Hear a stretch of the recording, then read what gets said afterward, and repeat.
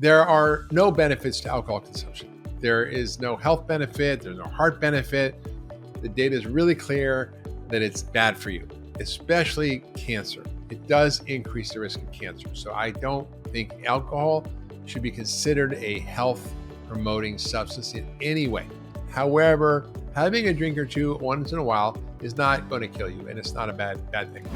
Welcome back to another episode of the Doctor's Pharmacy and Health Bites, where we take juicy little bites into current health topics. And today, I want to tackle a topic that many of us have experienced, but few truly understand: hangovers.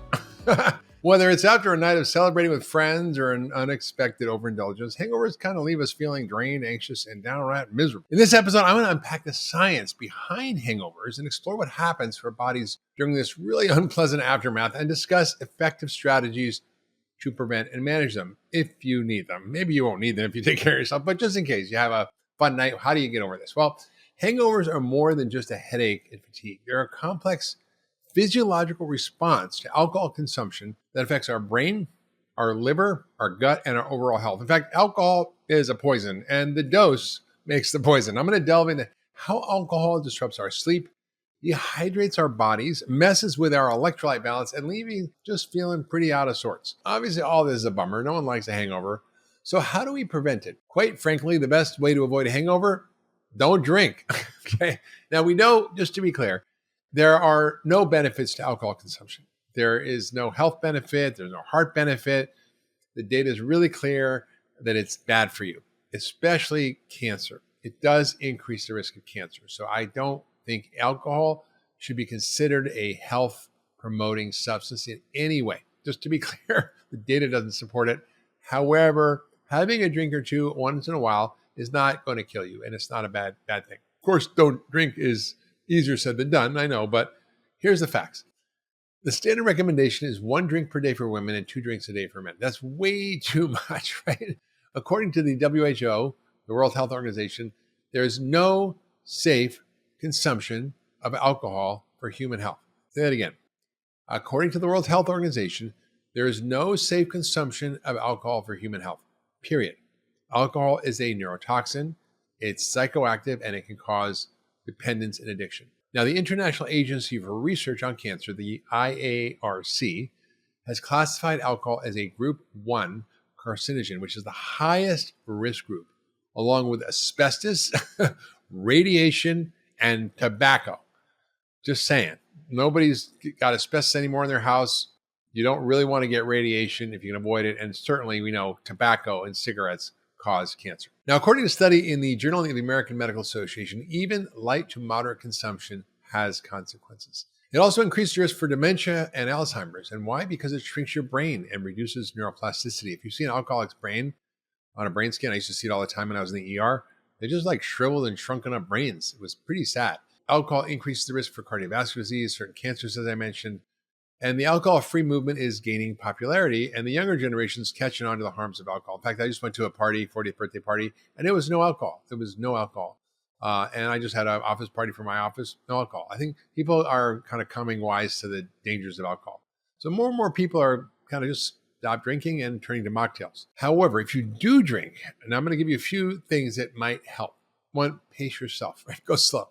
This is going to help your body metabolize alcohol more effectively. Remember, it can only deal with 1 ounce an hour, right? 1 ounce an hour of hard liquor, probably 5 ounces of wine an hour, or 10 ounces of beer an hour. You drink more than that, and you are just, upping the toxic load your liver has to deal with, and it just can't keep up. The speed at which you drink plays a huge role. Your body can process, like I said, about 1 standard drink per hour. Now, I want you to keep in mind, though, that this can vary based on the type of alcohol you drink, right? Your physical health and your genetics. Now, drinking more than this is likely going to increase the risk of a hangover. Also, you can avoid Congeners. Now, what are those? Those are byproducts of alcohol fermentation that are found in higher concentrations in darker liquors, like whiskey or things like that. These are found in cognac, whiskey, bourbon, and red wine. It creates methanol, tannins, histamine reactions, all kinds of stuff. So not great. Now, these compounds, these congeners, give these types of alcohol their distinct flavors, but they hang around in the system long after you drink, which can make the hangovers a lot worse. Now, research shows that high congener, darker colored liquors, which is a bummer because those are the ones I like, that lead to more severe hangovers than lighter colored clear liquors like vodka, gin, rum, sake, and even maybe white tequilas. But also note that I'm not recommending these types of alcohol either. The more distilled the spirit is, the lower the congeners. This is why drinking top shelf liquors doesn't result in as much of a hangover to some people as lower price alternatives. I found that true. It's also worth noting that the amount of alcohol consumed is more critical than the type of alcohol in determining the severity of your hangover. So while the congeners are important, it's really the amount of overall alcohol. Now, drinks with higher alcohol concentrations, like shots of liquor, put a greater burden on the liver and are more likely to cause hangovers. Congeners add complexity to the detox process too. They stimulate the release of stress hormones, they cause an inflammatory response, and that all worsens your hangover symptoms. Now, some people actually may be very physiologically sensitive to specific congeners. For example, those with histamine intolerance, which is more and more common, experience worse hangovers from red wine, which is high in histamine compared to clear liquor. So I notice that when I have red wine, I don't feel good. If I have white tequila, I'm fine. Avoid sugary mixers, which is all sugary mixed drinks. When you combine sugar and alcohol, bad news. So stay away from those sugary mixed drinks. The other thing you want to do is stay hydrated. Drink water and electrolytes before, during, and after drinking. Drink at least half your weight in ounces of water with a sugar-free electrolyte powder such as Elite or Element, which contains a balanced ratio of sodium, potassium, magnesium, really important. Or sugar-free coconut water contains natural electrolytes and help hydrate you as well. There's something called Liquid IV and Gatorade. They're big no-nos. They're loaded with unnecessary sugar, dyes, flavors, enhancers. Just stay away from all that colorful sports drink crap, and that's terrible. Maybe you want to drink a glass of water, and at least for every drink you have, right? For every alcoholic drink you have, just one, maybe 2 glasses of water with electrolytes. And you can bring individual travel electrolyte packets with you. I do that all the time. It's really great. Also, eat before you drink.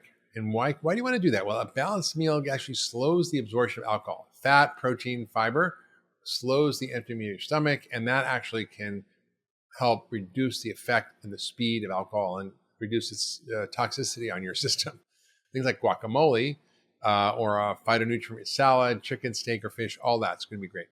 It's also going to help you prevent low blood sugar or hypoglycemia. And you also want to eat hydrating and micronutrient-rich plant foods like non-starchy veggies, cucumbers, romaine lettuce, tomatoes, bell peppers, fruit, and lots of fruit, bananas, avocados, guava, grapefruit, which is full of magnesium, potassium, and sodium, really important. So make sure you get water and electrolytes for hydration. You also want to potentially take some minerals like zinc and also niacin, which is a B vitamin, vitamin B3, critical cofactors in alcohol metabolism. So when you have to make those enzymes work, you need these cofactors like zinc and niacin to actually make them work to detoxify the alcohol. Now, research suggests that they could lower hangover severity, although we need to do more research on it. Still seems promising and it's low risk to do. You can eat zinc-rich foods, right? Meat, shellfish, legumes, pumpkin seeds, oysters, nicotinic acid-rich foods, meat, nicotinic acid is niacin, like meat, fish, poultry, avocados, mushrooms are full of niacin. The next thing you want to do is feed your gut bacteria. You want to load up in the early parts of your day with fermented foods like yogurt, pickles, sauerkraut, kimchi. Get your microbiome healthy. Eat a polyphenol-rich diet for your microbiome and immune system like blueberries, apples, cherries, raspberries. Also include vitamin C-rich foods, a great antioxidant, red bell peppers, kiwi, citrus fruit. And don't eat all those inflammatory foods. They really are bad for you in general, and they make the alcohol problem worse. So fried foods, refined carbohydrates, sugars, processed, ultra-processed food, all that's going to irritate your gut even more and won't slow down alcohol absorption. That's diet, lifestyle, hydration. Okay, what can you do to actually help you support detoxification and take the right supplements that have the right nutrients that are commonly depleted with alcohol consumption? So what I like is an herb called milk thistle, before and after drinking, and a B complex vitamin. Milk thistle is an herb, which is great. It helps liver detoxification. B vitamins are depleted when you drink alcohol, like thiamine, I mentioned that, B6, niacin or B3, B12, and folate. All these can cause headaches and fatigue. So if you preemptively supplement, you can actually reduce the effects of alcohol in your system. Zinc, magnesium. You can also take something called N-acetylcysteine or NAC. N-acetylcysteine helps your body make glutathione. Now, what is glutathione? Glutathione is our master detoxifier, our master antioxidant, and our master anti-inflammatory compound. Now, research shows that low-dose NAC can help with nausea and weakness and hangover symptoms in women, but more research is needed. But it's promising. There's even actually research on this. And we know it can help a lot of toxins. For example, if you have liver failure from Tylenol overdose, the treatment is NAC. If you're getting an IV contrast dye for a kidney study, for example, it can cause kidney failure. If you give NAC beforehand, it prevents the kidney damage from the dye. Also, stop drinking at least 3 hours before you go to bed, which minimizes alcohol's negative impact on your sleep. It gives your body enough time to detoxify. The half-life of alcohol, the half-life, which means how much time it takes for half of the alcohol to get out of your body, is between 4 to 5 hours. Now, the effects of alcohol can still affect your sleep up to 6 hours after you stop drinking.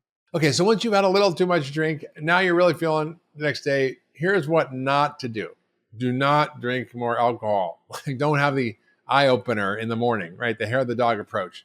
It just delays and worsens the hangover. Coffee, don't drink it. It dehydrates you more. Use ibuprofen sparingly or Advil. It can kind of affect your GI tract and your kidneys. But here's what you should do to deal with your hangover symptoms. 1, hydrate, but not just any hydration. Drink clean water with electrolytes. Now, it doesn't guarantee you'll get over a hangover faster, but it's going to help restore hydration.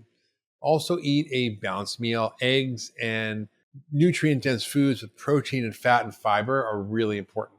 Now, eggs are also rich in something called L-cysteine, which actually gets made into N-acetylcysteine, made in glutathione, which helps the liver detoxify acetaldehyde. Also, high fiber carbohydrate foods like vegetables, nuts and seeds, beans, whole grains, they really help stabilize blood sugar levels. Also, there's sometimes herbs and vitamins and supplements that can help. So we'll talk about those. So what are those? Ginger can be good for nausea. Chamomile tea helps anxiety, it's calming. Red ginseng helps acetaldehyde metabolism. And B complex replenishes the depleted vitamins and helps energy.